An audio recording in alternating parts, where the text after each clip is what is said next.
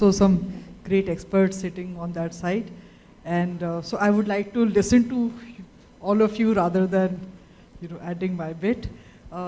Ethics and compliances. So this is a question which I will pose to all of you, but starting with Mr. Sundram.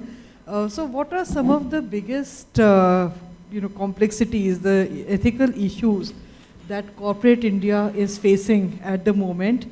And also, how has digitization added to that complexity, and also, on the other hand, enabled the solution to those some of those issues? Thank you, Meha.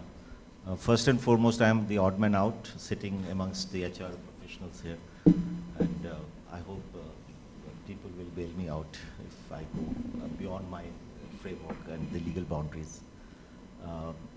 But whenever we talk about ethics and compliance, the collaboration between HR and the legal is very, very important. And I think that's the construct of this panel. We all work together, and it's important that we work together to ensure that every organization is ethically and protected, they are compliant, so that they are not caught on the wrong side of the law. Now, having said that, today's era of technology advancement, and the previous panel spoke a lot about AI and the ML, the chat GPT, number of issues have come up now, which has actually being witnessed now in a greater detail. So, and a lot of these things are the work from home, the hybrid model. As an organization, what concerns many of us is the confidential information of the organization, the trade secrets, the business secrets, the price sensitive information. These are something which is very, very vulnerable now with more and more technology coming in, people working from home. Another issue that has come up is data. A lot of issues on data breaches, and that's a major area of concern. The third very important factor is how do you deal with social media intermediaries? These were not there some 5 years, 6 years back to the extent that we are witnessing that. I'll quote one very recent example. In US, Department of Justice was investigating JP Morgan, and this is in the public media, so I can quote that. And during that private settlement that they had with SEC, they wanted to reach out to some of the encrypted messages on WhatsApp and Telegram. And the organization said that, look, I can't force an employee to share these encrypted messages because those handsets are private handsets belonging to the employees. And it created a block when those large-scale corporate scam investigations was being done. Now, what DOJ came out is, they mandated the organization that you take an undertaking from all the employees to the effect that if you are using your private mobile phone and WhatsApp and Telegram for exchanging the official communication, then you will retain those messages which may be required by the organization. So those undertakings were being taken and kept in the personal file. So these are the new challenges which are being posed in today's world. But let's open up the debate and let's hear what others have to say. Maybe, I think when I kind of hear what Amar said, I think there's another aspect that I want to, and Amar and I have decided that we're going to make this a controversial panel. So then let me kind of start with that view, right? Sorry, is it audible now? Yeah. Okay. So let me ask us a very simple question. How many of you have traveled to be here? Can I see a raise of hands? How many of you have traveled to be here in person, right? All of you, 100%. Now, out of which, let's say if you drove out here and you saw an accident on the way, and you thought you would have been the ability to help that person, how many of you would stop and do something about it? Can I see a raise of hand again? So maybe about 50%. All right. Now, let me ask you a question. If you were in a car with 4 other people, you were the only one who wanted to do something, and this question is for those 50%.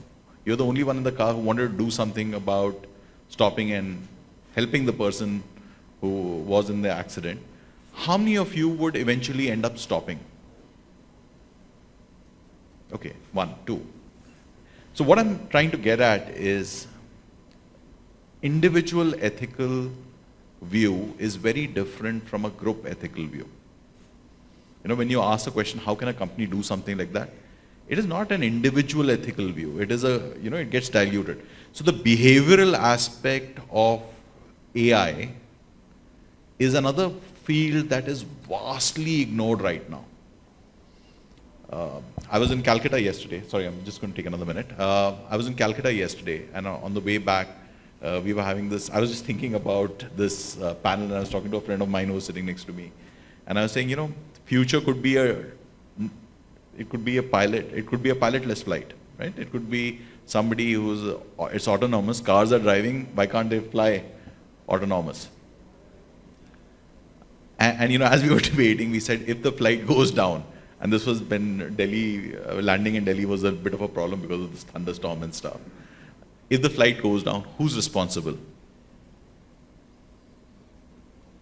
These are some of the questions that haven't even, are still in the era of being debated, right? And that behavioral ethical dilemma almost gets so pronounced with the advent of AI right now. So it kind of makes our jobs a lot more tougher. Sorry, over to you. So, coming to Mr. Gupta, in the context of the first question that I asked, so quite a few new norms have come in, new rules have come in, international obligations are there, and also new sensitivities are there. So if, for example, climate action is an important area where corporates are supposed to be taking proactive action. POSH is another area, diversity and inclusion is another area. So given that, how does digitization help compliances on all those fronts? Thank you. I think, you know, AI or digital technologies are you know, getting adopted very fast. So if you look at Netflix took roughly 3.5 years to reach to 1 million. Twitter took 2.5 years. Facebook roughly 8 months. Instagram 2.5 months, and ChatGPT just 1 week. Now, this adaptability and proliferation, certain challenges are coming up. One is bias. So when you write algorithms, even using face recognition technology, there is a possibility of bias creeping in. You know, when you look at, when you use that data. So bias is one aspect which is critical to look at. Second is control. Now, who controls this? Does algorithm controls? Like, if you see 90% of the trading happening through algorithms, and they have to take decision in a split of a second. Now, who controls that? Now, the opportunity with the bigger corporations is high. If you look at 5-6 corporations, big one, their ability to innovate, their ability to work on AI, algorithms, etc. is far higher. So, is there going to be a level playing field? Is the question that we have. People are also talking about the metaverse. Now, in metaverse, again, you know, if my avatar does something instead of me, and does any activity which is integrity violation, who do you fire? Me or my avatar?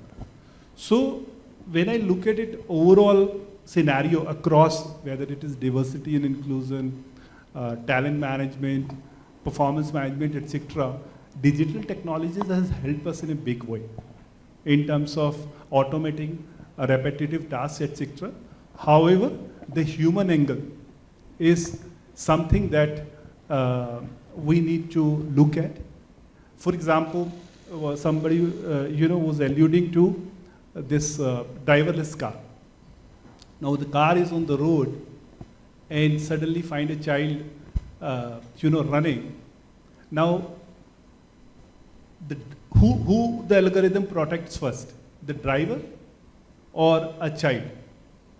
So these are some of the challenges that industry is still grappling with in terms of regulations, etc. In developing world, they are at a nascent stage when it comes to regulation around privacy, transparency, etc. That's a big challenge, data privacy, because today whatever we do on our mobiles, etc., it is being captured somewhere. So Europe, they have progressed far ahead of what I see in developing world, and I think in our country also some of these things are being debated. But regulation is a big thing which will come into play as these digital technologies take center stage further. So Meha, just to add to what Raj said, and even in our fraternity, we are debating a big time. When we talk about artificial intelligence, one of the major, and Raj touched upon that, major issue that we are grappling as lawyers with is the accountability. And when I'm talking about the accountability, I'm talking in terms of the legal liability. So who will be legally liable if something goes wrong? And therefore, what is very, very important is the authenticity of the data which goes as an input. And when this debate comes up, that end of the day, every statute, if you see, there is an accountability. Is the organization accountable? Is the CEO accountable? Is the CFO accountable? Who is going to be liable and accountable when it comes to a breach of a law? And when this was being debated among a couple of our friends from the army sectors, a retired Major General who is a good friend of mine, he answered it in a very simple manner. And he said that in army parlance, behind every weapon there is a hand. Right? So so that gives an insight that who is going to be the liability. Right? I'll come to you, No, but okay. if I may ask Mr. sorry. Kapoor, he has talked about the culture of accountability. What is your take on that, and how can that culture of accountability be built in organizations, and also what are the kind of challenges that you have been facing, if you can point out? So, compliance as a topic or as a culture in the organization, I think it is built around the fabric of your law of land and your rules and regulations, policies, and what is the standard you want to observe in the organization, and what are the requirements, basic requirements you have to follow. And I think the entire fabric is built around that. And from that point of view, we have come a long way. If I see my own journey of last 3 decades in the industry, the way we observe and we manage the accountability and compliances in the organization, maybe we have never thought when we started our career. We were only thinking of a legal guy, and anything will happen, we'll reach out to him and find out the solution. So definitely a lot of incidents which have happened globally have created a lot of awareness on the compliance, on the audit, on the assurance, on the risk management, risk mitigation, and a lot of work which has been done in the organizations about creating the awareness, right from compliance training to self-assessment, self-declarations, then a lot of compliance mechanism, very high standard of your integrity and ethics, which you need to follow. So I think these are the things which have built the very different culture over a period of last, particularly in last 1 decade, wherein, and definitely the globalization and the lot of MNCs coming to India, I think that has also impacted a lot in the Indian organization as well, wherein the compliance level has gone much higher. It is almost at par with the global level now. So this is, I think, the culture which we need to build, which is operating model of the organization, which creates the accountability in the employees. Sir, you were saying. It was in the context of the earlier. Okay. Coming to transparency, because you mentioned, that the law of the land has to be adhered to. So how is digitization enabling that? If you can share specific examples of that, all of you. And also in the context of that, if I may add another input, how is whistleblower, the role of a whistleblower being facilitated through, some of the technologies that have come in? So it's a huge topic and we can keep on debating for the entire day, but if you look at most of the corporate scams, and let's start from Satyam. You talk about Satyam, you talk about the recent one, the Punjab National Bank issue, the Kingfisher issue, Walmart issue. Behind every big corporate scam, there was a whistleblower complaint. And that whistleblower complaint was either ignored or brushed aside. Now, in today's world of this digital advancement and especially the hybrid mode, it is extremely critical that every whistleblower complaint that comes to the organization, right, whether it goes to the hotline, it goes to the chief compliance officer, it goes to HR, must be investigated. Because behind every whistleblower complaint, there is some element of suspicion or wrongdoing. So that should be investigated. In today's world, these complaints have increased, and therefore organization must investigate and build a whole framework around dealing with these whistleblower complaints. Now, what is equally important from employee morale boosting perspective and sending a messages, and which is the tone from the top, that if a disciplinary action has been taken based on the investigation which has been carried out, that must be subtly conveyed to the entire workforce by the HR or the chief compliance officer, so that at least it sends a signal and it works as a precedent that the organization has a zero tolerance policy when it comes to breaches like corruption, anti-bribery or anything. Now, this is very, very important that the messaging should go. On the point of transparency, when you are doing this whistleblower complaint investigation, it is very, very important that the witnesses, the accused, the people, and we talked about the POSH, all of these should be done in a very, very transparent manners, where every opportunity is given to people to come out with their facts, their supporting documents. So as an organization, we should create an atmosphere of transparency where people feel that, yes, let's move ahead, speak up. If there are wrongdoing, wrong behavior which they have observed, speak up. Right? Most of the organization promoters speak up. Okay, so I think the complexity has gone up multifold, right? And the complexity, where what Amar talked about was the legal process of making sure that the culture is embedded. But I think if you look at organizations today, they used to be very tightly knit in a box, right? So their ecosystem was very tightly knit. Suddenly you've got partners, you've got vendors, partners, data being stored across multiple geographies, multiple countries. Leave aside, let's take an HR example with all HR folks out here. Today you may be sitting in, I don't know, some other country and doing work for this country. Which country's tax do you need to pay? Leave. So, there are a whole bunch of laws which in the context of today's environment and as the changes are happening at such a fast pace, us are struggling to catch up. But they're still relevant because at the end of the day, the principles behind the laws are true, right? You use the term on who presses the button or who pulls the trigger.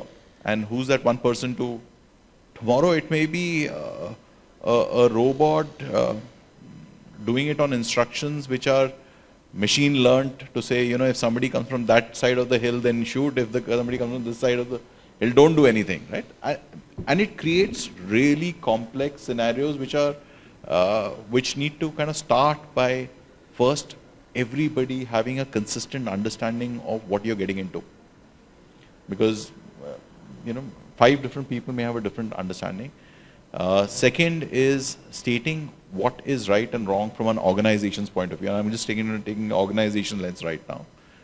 What is acceptable and what is not. We were discussing and debating moonlighting a little bit earlier.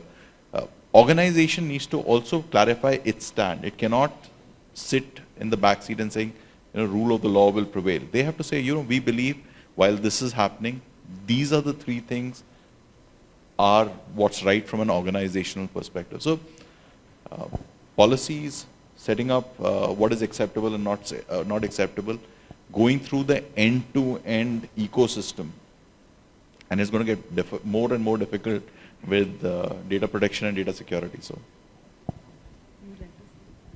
I think the culture part is what fascinates me. You touched upon, Alok, on that is, Kotler says like a strategy, it's what is this? A culture is strategy for breakfast. So what we say and do when somebody is watching versus when nobody is watching is something that we need to deliberate upon. Second, in this deliberation, when we are looking at it from a culture standpoint, our say-do ratio, are we walking the walk or talking the talk? If we don't do that, there would be a problem. Another challenge that I see, which is polarity that we need to manage, we say build trust. But at the same time, we are increasing surveillance. Now, one side we say develop sense of belonging. But at the same time, we are talking about working remotely.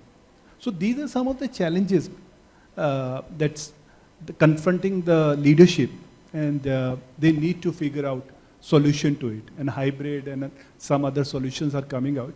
But it is imperative that how do we build that trust and transparency to bring about the change that we want to bring out, so that people feel comfortable to stand up and blow the whistle. That is important. Mr. Kapoor, final word before we have one question from the audience. Yeah. Sorry, time is really running out. Yeah, so there's another aspect which I wanted to touch upon. One is definitely the retaliation, okay, and awareness. Until and unless you ensure that all the employees are aware that what is acceptable, what is not acceptable, until and unless you are able to do that, you will always have a conflicting situation, that whether we are able to take the right action, we are not able to take the right action. Okay, and then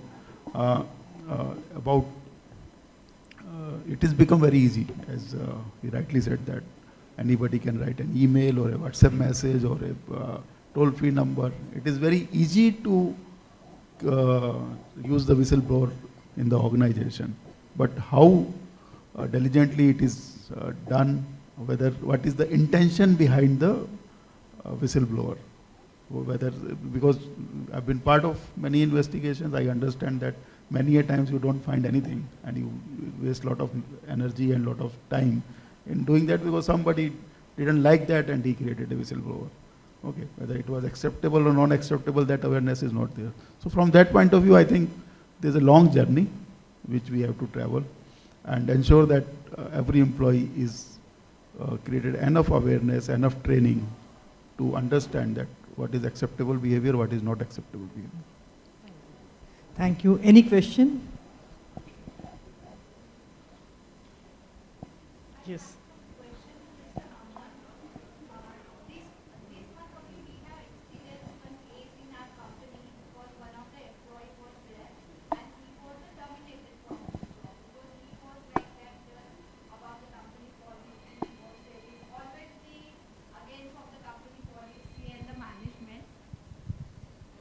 Yeah.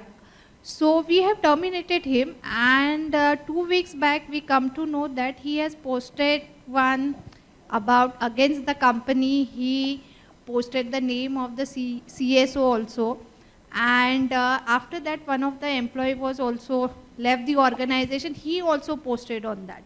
So this case, how we can deal in that? Because I had been the person, I have personally spoke with him. Then I make the situation like that ki anyhow that news will come to that employee. And then he will understand that company will take some legal action, and he frightened and he removed it. That everything back of the stage I had been there and I had did all these things. But how to prevent these things, because it is making the bad impact of the company, because any new talent will come, he will first go through all this website about the company, reviews and everything. Why did you terminate him? As I said, ki he was a person, means he was a young talent was there. So as young talent is there, required high salary, then time freedom should be there, and more like employee engagement activity, freedom should be there, but not, we cannot be give all the facility at a one time to all the employees. Yeah, so I'll not go into deeper details, but when you terminated him, you feel that your termination was proper. Yeah, it was correct. As a HR, if you can ask, it was correct. So I'll not get into the debate whether it was proper or not, but I will assume that the termination was proper. Post termination, he is posting certain aspects about the organization on social media.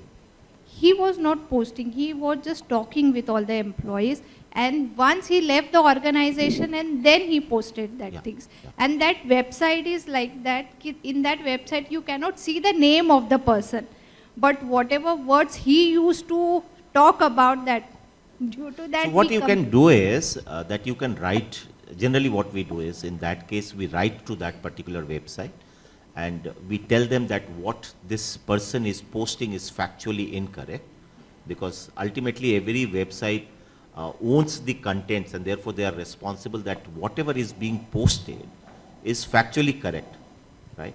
So if that particular person is posting certain things which is factually incorrect or which hurts the reputation and the brand of the organization, you can definitely write to that. This is complex situation because there is a freedom of speech and expression which every individual has in this country. But having said that, there are certain restrictions, right? So you need to write to the website owner. Purely from a legal perspective, there is a cease and desist notice which you can send to that employee. You will have that address. And ultimately, even if that does not yield the desired result, you can take a restraining order from the court. But that's the ultimate path that you can take. So there are legal ways of doing that. Depends upon whether this. Before joining. Excuse me, I'll have to end this discussion. I'm sorry, time. We will talk after this session. Thank you so much. This, okay. Any other question? I'm sorry, you can continue that discussion later. To add on this question, not about this problem, but how to prevent that. Maybe we all get a code of conduct signed by the employees. So in code of conduct, it is not about their behavior when they are part of the organization. Even once they have served the organization, they are responsible for the reputation of the organization and its employees and individuals, even after leaving the organization. So if they are bound by that code of conduct, then they are not allowed to do all those things. Thanks. Actually, this is this is a very complex one, but it's true today because there's very little ownership. The person has left the company, you can't do anything. Usually the sites that you're talking about are anonymous when they put the complaint. You reach out to the administrator, they will go and talk to that individual or one-on-one, and if that person says, yes, I believe it is true, there's very little you can do. It's going to stay there. And while you can take the legal recourse, my experience is it's tough, it's complicated, and the damage doesn't kind of go away. It was really impact on the company, we would have said like that.